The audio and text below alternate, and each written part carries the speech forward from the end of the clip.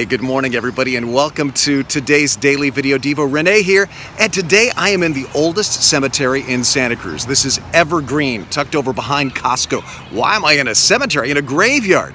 Well, I'm here to talk about how the resurrection changes the way we look at death. It changes the way we grieve. It changes the way we live.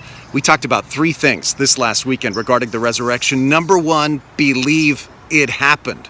I mean, it really happened. Jesus was really dead in his own grave, and he really was resurrected to new life. Number two, believe it will happen.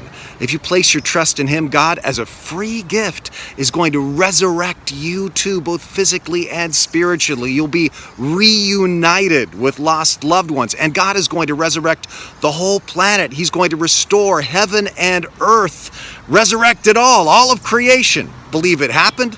Believe it will happen. But then there's a third thing that, as I said last weekend, a lot of people, including lifelong Christians, forget to do, and that is believe it is happening. We talked about how in 1 Corinthians 15, Paul says the resurrection has now begun.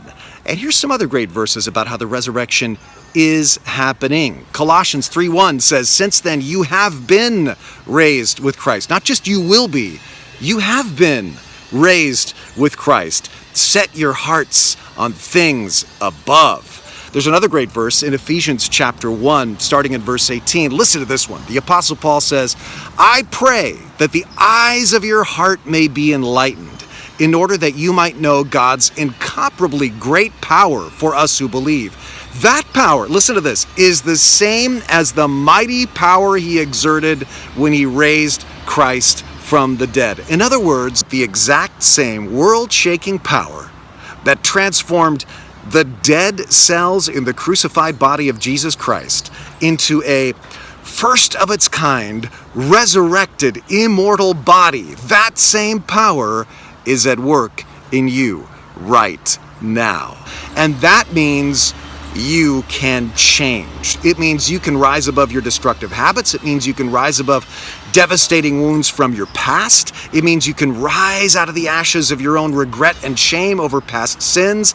And as you share that new life and you share God's love with those around you, those aren't just acts of charity. That's a resurrection ripple effect taking place through your life as you give people a preview of the resurrection to come.